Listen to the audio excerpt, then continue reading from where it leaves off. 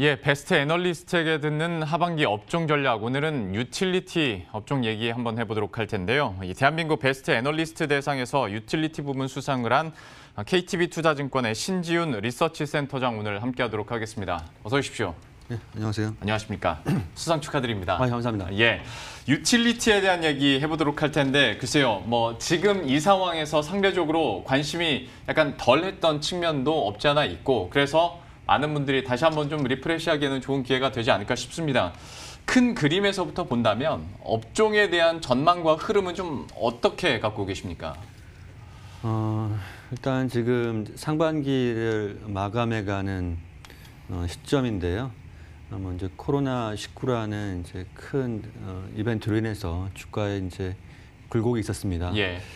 4월 말까지는 그래도 3월 이후 저점을 빠르게 회복해 가면서 주가가 좀 좋은 모습을 보였지만 한 5월부터는 주가가 좀 약세 내지 정체되어 있는 상황이고요. 네. 지금 상반기 전체적으로 봤을 때는 한 20% 정도 하락해 있어서 주요 종목들이 시장 대비 저조한 수익률을 기록하고 있다 이렇게 평가를 할 수 있을 것 같네요. 유틸리티 하면 뭐 전통적으로 어떤 방어적인 성격이라고 많이 생각을 하시잖아요. 그런데 이제 증시가 회복이 되다 보니까 좀 더 공격적으로 투자하는 분들도 많아지고 하다 보니 상대적으로 한국전력이나 기타 관련해서 유틸리티에 대해서는 상대적으로 관심을 좀 덜 받게 되는데 각 기업들의 매력들이나 혹은 그 외 리스크나 불확실성은 뭐가 있는지 그럼 하나하나 따져보도록 하겠습니다. 먼저 뭐 한국전력 얘기부터 당연히 해봐야 될 것 같은데 좀 어떻게 보시는지, 그러니까 국제유가가 하단에서라도 좀 안정화되고 네. 그리고 뭐 소위 쉽게 생각해서 여름 되면 수혜라고들 얘기 많이 하잖아요. 물론 이제 정책 얘기는 나중에 하겠습니다만 한국전력에 대해서는 그러면 어떤 뷰 가지고 계세요? 일단 말씀하신 대로 이제 국제유가 하락 호재고요. 그 LNG 가격 하락으로 또 시차를 두고 이어지기 때문에 하반기까지 비용과 관련된 전망의 흐름은 좋습니다.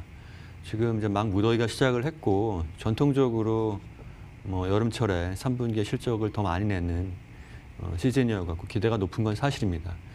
다만 과거만큼 조금 어렵다고 과거만큼 그렇게 주가가 높은 수익률을 내긴 좀 어렵다고 보는 이유는 첫 번째는 이제 전기요금 관련해 갖고 누진제 인하를 2016년부터 수차례 하면서 사실 여름철에 요금이 이제 평균 단가가 올라가는 효과가 약해졌다는 측면이 하나 있을 것 같고요. 네.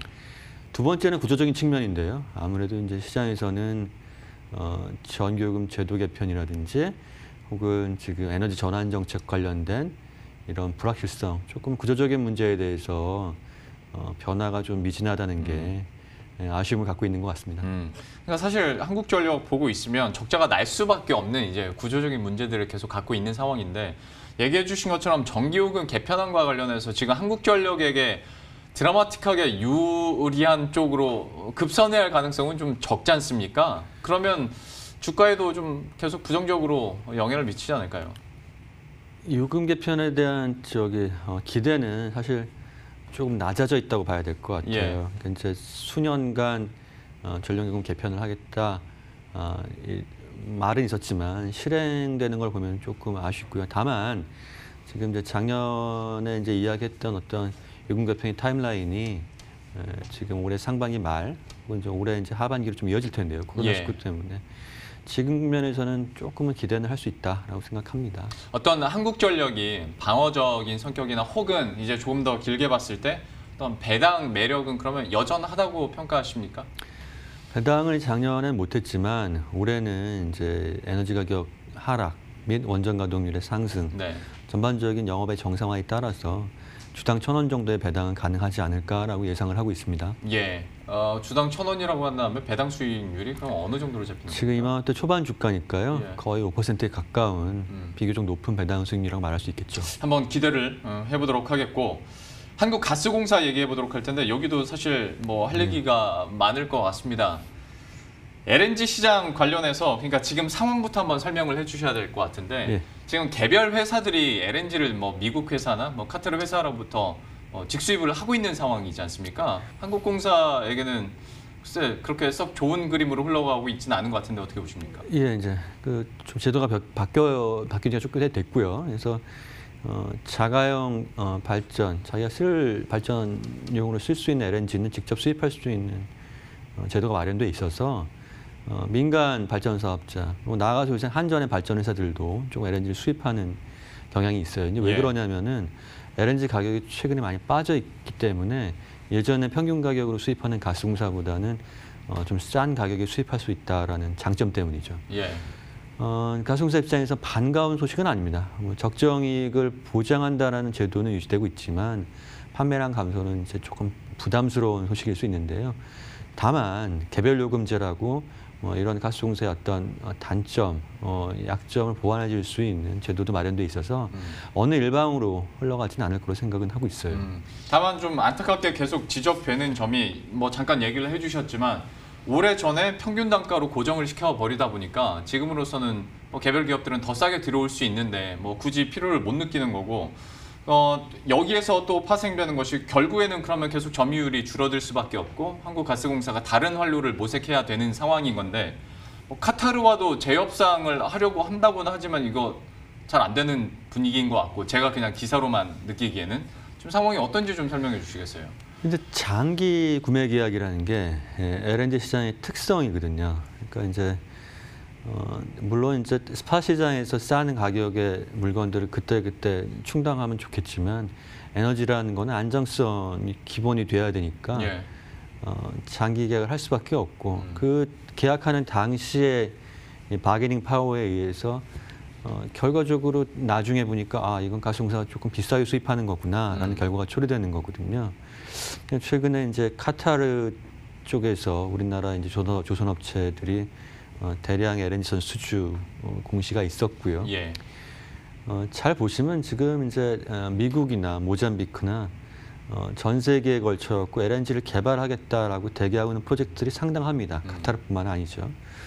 그래서 이제 우리나라 같은 경우는 지금 LNG 발전을 사실은 조금 예전에 생각했던 것보다 늘려가야 되는 상황으로 가고 있어요. 네. 왜냐하면은 원자력과 석탄의 발전소 발전의 비중을 줄여가겠다는 정책이 나오고 있기 때문에 종합해 보자면은 장기 계약을 해야 되는 물량은 조금 늘어날 걸로 보여지고 다만 이제 그 시장에 LNG 시장에 조금 공급 과잉 요인이 있기 때문에 그 LNG를 공급하겠다고 하는 뭐 아까 말씀드린 카타르를 비롯한 각국들이 주요 수요처인 우리나라를 두고 경쟁은 치열해질 것이다. 즉 가격을 좀 싸게 좀 구입할 수 있는 환경으로 바뀌는 거는 사실이나 이게 즉각적으로 나타나기 좀 어렵다. 네. 장기 계획 특성 때문에 이렇게 말씀드릴 수 있을 것 같습니다. 그러면 유틸리티 업종에서 네. 부문 수상하신 분을 모시고 이런 질문을 드려도 되는지는 모르겠습니다만은 네.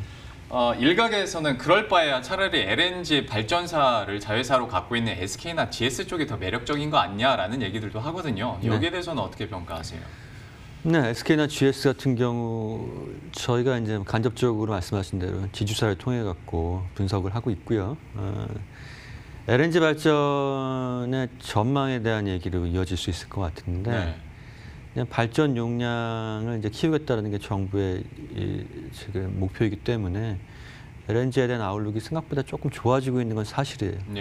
다만 좀 단기적으로 조금 투자의 어떤 호라이즌을 투자의 어떤 시점을 끌고 온다고 하면은 지금 LNG의 가격이 떨어지면서 전력의 공급 과잉이 또 같이 맞물리다 보니까 소위 그 독립발전 사업자들한테 중요한 평균 판매 단가를 결정하고 있는 S&P가 크게 하락해 있고 이 하락이 빨리 좀 이렇게 탈피하기는 어려울 것 같아요. 그래서 중장기적으로 민간 LNG 발전 사업자들에서 전망을 뭐 좋게 가져갈 수는 있지만 단기적으로는 조금 쉽지 않은 흐름이 이어지고 있다 이렇게 정리할 수 있을 것 같네요. 그러면 어떤 이제 새로운 돌파구와 관련해서 뭐 한국가스공사 최이봉 사장도 뭐 언급을 했고 또 인터뷰한 내용들도 많이 있던데 수소 관련해서는 좀 어떻게 전망하고 어떻게 보고 계십니까?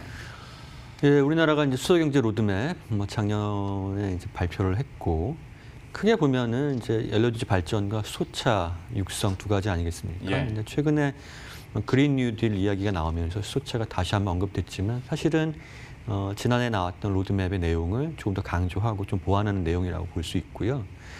가스공사 같은 경우는 파이프라인 비즈니스를 하고 있는 회사고 좀 정부가 어떤 전담하는 회사들을 조금 각각의 어떤 밸류체인에 지정을 하려는 그런 모습을 보이고 있는데 가스공사는 수소 유통과 관련된 쪽에서 전담을 할 가능성이 높은 것 같아요. 그래서 유통에 관련된 전반적인 모니터링, 가격을 포함한 이런 쪽일 텐데요.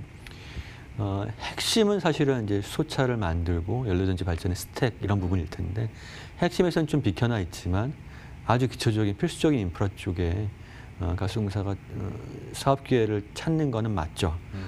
뭐 역시 장기적으로 좀 봐야 될 접근해야 될 이슈라고 생각합니다. 예, 뭐 수소 쪽으로 신사업을 확장하는 거는 뭐 당연한 대세니까 그렇게 될 거지만 여기서 한국가스공사가 중요한 건 빛을 발할 것이냐인데 여기에 대해서는 어떻게 평가하세요? 이제 비슷하게 봐야 될 것 같아요. 아까 이제 그 파이프라인 비즈니스와 유통과 관련된 비즈니스를 계속 한다고 하면은 뭐와 비슷하냐면 지금 가스를 발전회사나 도시가스한테 보내주는 도매 사업과 비슷한 거거든요. 네. 이 도매 사업이라는 거는 투자한 것만큼 일정한 이윤을 보장하는 제도입니다. 네. 그래서 저는 이 보장하는 이윤 보장 제도가 적용이 될 가능성이 높다라고 예상하는 사람인데 네. 이 비즈니스는 안정성이라는 측면에서는 탁월하지만 소위 말해서 뭐 10% 20%의 마진을 내는 비즈니스는 아니거든요. 그렇죠. 예.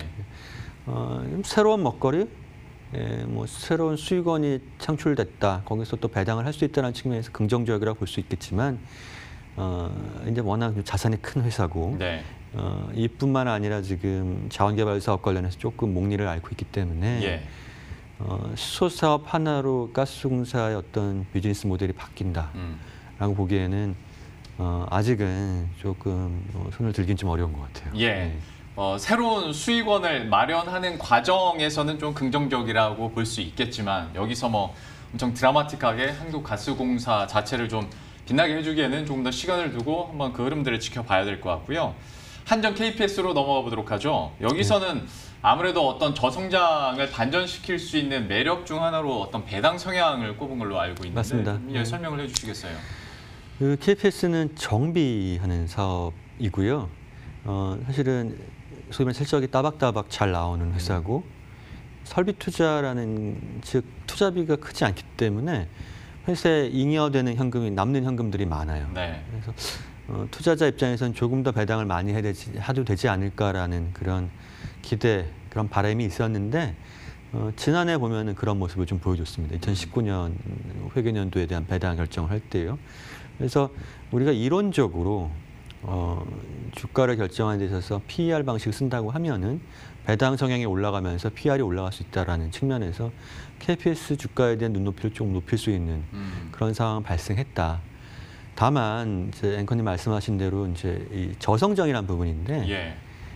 에너지 전환이라는 측면에서 석탄과 원자력 발전소의 비중이 떨어지게 되면은 아무래도 KPS의 일감도 중장기적으로 보면은 늘어나기 어려워요. 네. 해외에서 어떤 돌파구를 찾아야 되는데 아시다시피 UAE 외에는 우리나라가 해외 원전 수주가 10년 이상 없어요. 그런 측면에서 KPS는 성장은 좀 아쉽고 다만 이때까지 조금 우리가 더 해주길 원했던 배당 측면에서는 원래 우수했지만 조금 더 우선 쪽으로 간다. 종합적으로 보면은 그래도 지금 주가에서 관심을 가질 만한 상황이라고 볼 수 있습니다. 한전 KPS에 대해서도 현재 상황에서는 관심 가질 만하다라고 평가를 해주셨고 이어서 어떤 매출 비중이나 어떤 사업 영역에 비해서 상대적으로 언론 보도나 아니면 우리 개인 투자자들이 정보를 접하기 쉽지 않은 기업 중에 하나가 삼천리인 것 같습니다. 그러니까 개인이 먼저 들어가서 뭐 재무제표 확인한달지 뭐 공시 내용을 확인하기 전에는 그냥 포털에서 검색해서는 별 정보가 많이 안 나오더라고요. 예. 삼천리에 대해서도 그러면 좀 간단하게 평가를 좀 해주세요. 삼천리는 이제 바로 여의도에 본사가 위치한 전통의 1등 도시가스 회사인데, 그러게요. 경기도 인천을 공급권역으로 하고 있고, 마찬가지로 이제 이 캐시카운이 도시가스가 워낙 탄탄한데요. 네. 이제 전통 있는 회사다 보니까 이 적지 않은 현금을 에너지 사업 쪽에 다각화를 한다는 이름으로 투자를 많이 했습니다. 이제 그 투자의 결실이 잘 이루어진다고 하면 소위 말해서 ROE가 높으면은 그만큼 주가도 올라갈 텐데요. 네. 아직까지 보면 투자의 결실이 조금은 미흡했던 게 사실이에요. 안정성 탁월하고 여전히 뭐 현금 매력은 있지만 우리가 조금 아쉬운 부분은 투자회사들의 어떤 실적인 것 같고요. 그러나 그런 걸 반영해서 주가는 또 상당히 많이 빠져있기 때문에 배당 수익률까지 봤을 때 지금 주가 역시 관심을 가져올 만한 영역에 있다라고 평가를 드리겠습니다. 예, 역시 삼천리에 대해서도 그래도 긍정적인 스탠스를 얘기해 주셨고요. 어떤 이슈에 대해서도 한 가지 정도만 좀 여쭤보고 싶은데 그 2050년 장기 저탄소 발전 전략 관련해서 올해 말까지 이제 그 보고서를 제출해야 되는 상황이지 않습니까? 물론 이제 여기에 대한 평가는 여러 가지가 나오곤 있어도 주식시장에서 탄소 배출권과 관련된 어떤 새로운 기회들 아니면 투자 전략들 가능하다고 보시는지 좀 어떻게 그림 그리고 계세요? 상당히 중요한 이슈죠. 우리 파리 기후변화 협약 이후에 네. 그다음에 IPCC의 이제 특별 보고서 1.5도 이후에 결국은 이제 이 탄소와 관련해 갖고 우리도 좀 새로운 좀 수정된 국가 단위의 감축안을 제공을 해야 되는 상황인데요. 예. 사실은 이제 계획이 만만치가 않습니다. 그 정부 입장에서는 산업계, 특히 이제 코로나19 때문에 전반적으로 경제 어떤 활력을 지금 불러일으켜야 되는 상황에서 예. 자칫 잘못하면은 비용이 가중될 수 있는 이슈라는 측면에서 상당히 좀 조심스러운 것 같아요. 그럼에도 불구하고 글로벌 트렌드, 그다음에 최근에 대통령께서도 그린 뉴딜에 관심을 가져라 하는 말씀을 하셨지 않습니까? 예. 그래서 분명히 신재생 에너지라든지 탄소 감축이라든지 전반적인 친환경 쪽으로 큰 흐름에 오고 있는 건 맞는 것 같습니다. 자, 그래서 저희는 뭐 태양광, 풍력 이런 뭐 연료전지를 포함한 에너지 쪽에서도 에너지 전환과 관련된 종목들 산업에 대해서 관심을 기울여야 되는 건 당연하고요. 특히 이제 한국으로만 시장을 국한하게 되면은 조금 종목들이 안 나올 수 있어요. 네. 그래서 미국 시장 이런 쪽으로 우리가 이 제조업 경쟁력을 좀 펼칠 수 있는 회사 혹은 솔루션 얘기를 많이 하는데요. 운영과 관련된 노하우를 키울 수 있는 회사들, 뭐 펼칠 수 있는 회사들 이런 쪽에 관심을 가져야 된다라는 입장을 갖고 있습니다. 그러면 마지막으로 유틸리티 업종 내에서 저희가 뭐 각 여기에 속해 있는 기업들을 살펴보긴 했습니다만 이 중에서 어떤 최선호주 가장 관심 있게 보고 있는 종목은 어디가 있는지 마지막에 그 답변을 듣다 보니까 미국 기업도 나오지 않을까라는 생각도 드는데 어떻게 보십니까? 예, 이제 한국전력 같은 경우는 일단 저희가 업종 중에서 가장 유명하다고 보는데 네. 이유는 일단 뭐 작년 대비해서 올해 실적의 개선 폭이 클 거고요. 이제 2분기 실적을 아직 발표를 안 했지만 2분기, 3분기로 가는 흐름에서 시장의 예상보다 좋은 실적을 낼 가능성이 크다고 좀 감히 말씀드리고 싶어요. 지금 워낙 에너지 가격이 약세의 흐름을 띠고 있고 네. 전체적으로 발전소의 가동률이라든지 전력 수급 상황을 봤을 때 유리한 흐름인 것 같아요. 구조적인 문제를 갖고 있다라는 부분은 앞서 말씀드렸지만 주가가 2만 원 초반 배당 수익까지 감안해 보면은 지금 상황에서는 업종 내에서 최선호를 꼽는 게 무리가 없다라고 생각을 하고요. 예.